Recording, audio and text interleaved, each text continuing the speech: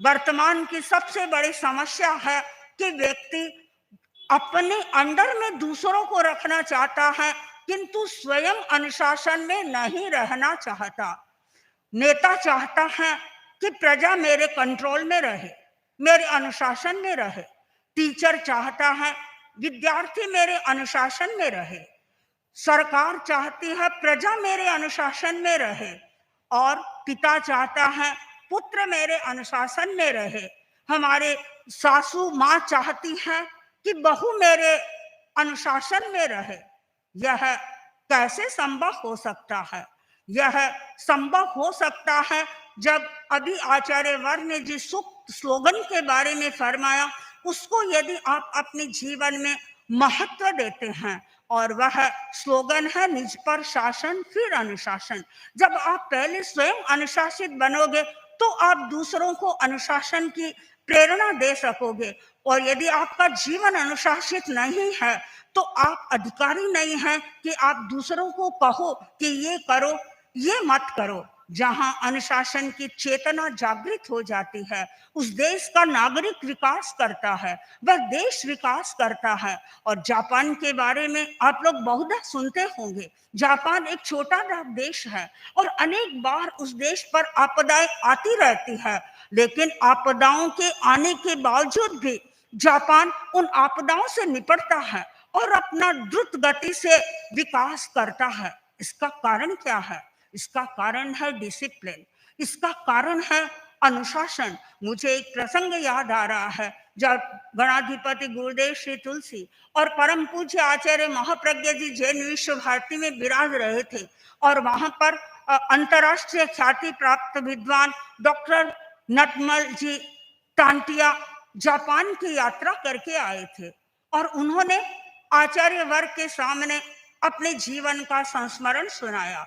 उन्होंने कहा कि आचार्य श्री, मैं जापान में गया, जापान यूनिवर्सिटी में मेरा वक्तव्य था, और मैं वक्तव्य देने के लिए गया, और यूनिवर्सिटी का जो कार्यालय था उस कार्यालय में मैं पहुंच गया, और कार्यालय में एक व्यक्ति था जिससे मैं बात करना चाहता था, और मैंने बात शुरू ही की थी कि एक दूसरा वर्कर पास में खड़ा था, मेरे पास आया और आकर के मुझे बात करने से रोक दिया और मेरे मुंह पर अंगुली रख दी, और मुझे बाहर लाकर के कहा, आपको जिस व्यक्ति से बात करनी है उसको आप बाहर बुला लीजिए। हमारी ऑफिस का डिसिप्लिन है कि कोई व्यक्ति ऐसे बिना स्वीकृति किसी से कोई बात नहीं कर सकता है।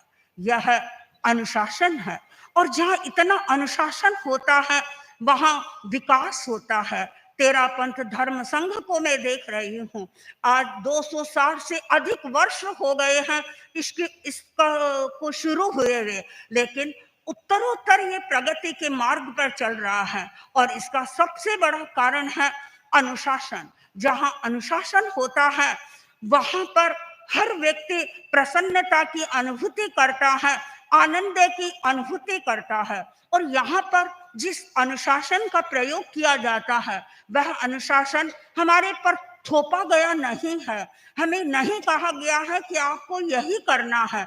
हमने अपने इच्छा से इस अनुशासन को स्वीकार किया है, स्वेच्छा से अनुशासन को स्वीकार किया है, और हम अनुभव करते हैं कि स्वेच्छा से जो अनुशासन स्वीकार किया जाता है सचमुच में वे व्यक्ति अपना विकास भी कर सकते हैं। डंडे के बल पर जो अनुशासन किया जाता है वह उससे हृदय परिवर्तन नहीं होता है। भले ही व्यवस्थागत कुछ परिवर्तन हो जाए, लेकिन आत्मा जो जब स्वेच्छा से व्यक्ति अनुशासन को स्वीकार करता है तो थोड़ी सी भूल भी होती है, संकेत मिलता है, वह अपने आप को परिवर्तित करने की चेष्टा भी करता है।